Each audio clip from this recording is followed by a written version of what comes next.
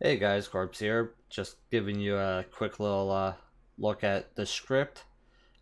Basically, this is what it's going to look like inside your header. I did add extra spaces, all this, just to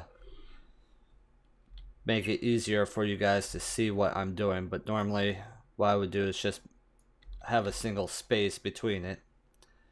So, of course, it's going to go after the includes directory. Um, so let me just add back those spaces there. And we're going to break this down a little bit. Here's your user configuration. First thing you're going to see is your name. This is for testing purposes only. And I'll get more into that. Cookie time, 15. You want to do it in a numerical value in minutes. So 5, 10, 15, you could do 2. It doesn't matter.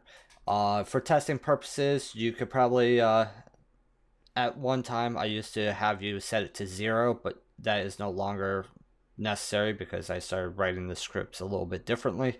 So good amount of time between it is about 10-15 minutes. You really don't want to do it like every minute or every 5 minutes because some people come to your site and want to be able to reform post and take their time, write post, and it's just really annoying if it pops up every 2, 5, 10 minutes.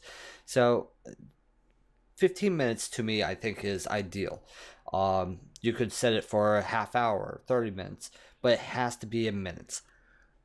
So if you want to pop up every hour and a half, that's going to be 90 minutes. 90. So always do it in minutes. So that's the cookie time there. Cookie name, you can set it to whatever you want. I set it to Halloween. Cookie value, of course, is going to be true. Do not change this. Username. The username too. This is only for testing purposes, and what that is going to do is pull your username from your website, and it's going to compare it, make sure your username is who you have set right here. And then, of course, this is the date. So these two you don't need to touch, these three actually, but these things I would definitely change Corpse because I am Corpse, not you. So you can put in your username, and you can change the cookie to whatever you want. That's up to you. So now we get down below. As you're going to see, there is this line right here. As you can see, it says use this for testing, and this one is use this when not testing. So on your live production site, you just put this in and leave it. And what this one line will do is it checks to make sure, okay, is the cookie set? If it's not set, which is this, meaning the cookie is not there, then run the script.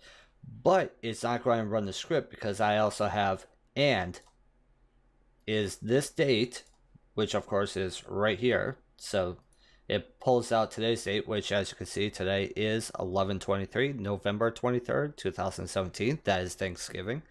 So it's checking to see if today is 10/31. I don't have it set to grab the year. It's just day and month. And as you can see, it's 10/31. That would be December 31st. So it checks. Is the cookie not set? And if you went to our website, it would be like, yep, that's true. And it says, oh, wait. And is HW date, which is this, today's date, equal 10/31. And as you can see, today's 11/23. This is 10/31. So this is false. And because this is false, none of this code will run. Now, what I did was an easy workaround is if you want to test the script on your site, you just come to the line and put a double slash in front. And as you can see, on line 92, it's showing that there's an error. I have a syntax error. That's because we need to delete those two forward lines. And now it checks the same information. Is today, is the cookie set, and is today date 10/31? And this would be a false, so it wouldn't run. But I have the double pipes right here, which is an or statement. And now it says username equals your name. And so it takes uname2 is the username that the website's displaying equal to the username that you have set here.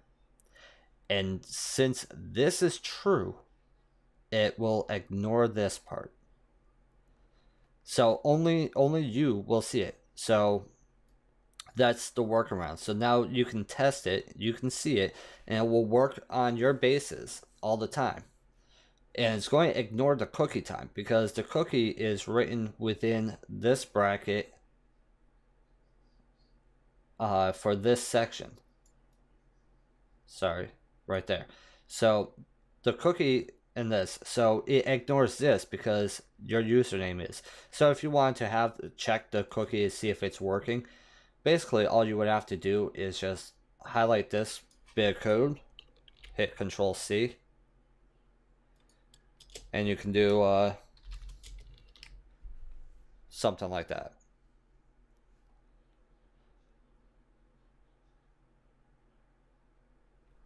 So, but yeah, not needed. So we're going to do that.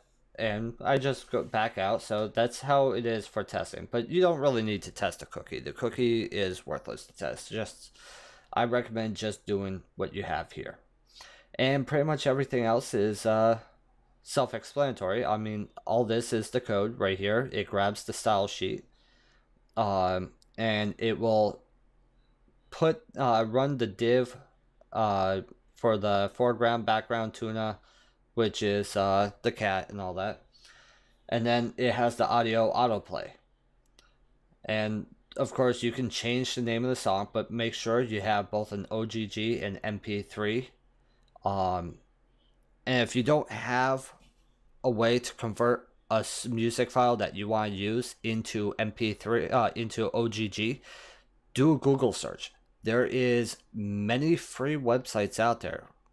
You don't even have to download a program. All you do is you go to their website and it will say like drag and drop or upload a song, and you click on the button and they'll convert it for free to OGG. And then you just download the OGG file from them, and there you go. You got now the audio OGG. The Halloween song that we use is what you will see in the video, which is This Is Halloween from the movie Nightmare Before Christmas. So that is pretty much it. That is the script. Enjoy, and yeah.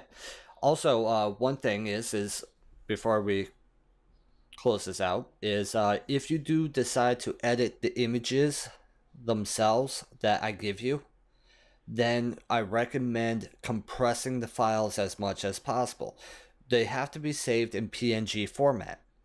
So what you want to do is take those files once you modify them and whatnot, ever so slightly, change some stuff and whatnot.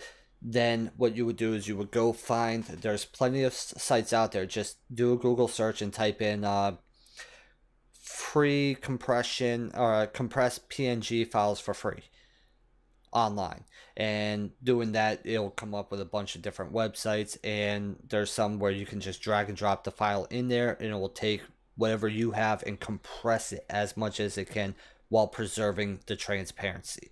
The transparency is key.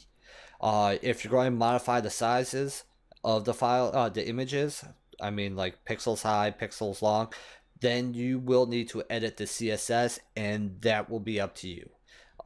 Don't ask me, you do it. I've already done it. You can figure it out. It's not that hard. The CSS file's not that big. But that will be all on you to do. So I hope this helps a little bit, and if you guys have further questions, which I think I explained anything, feel free to ask. But if it comes down to, hey, can I retheme it for you or restyle it? No, that's yours. You have to style it for yourself. I give you all the tools to do it. So good luck and enjoy.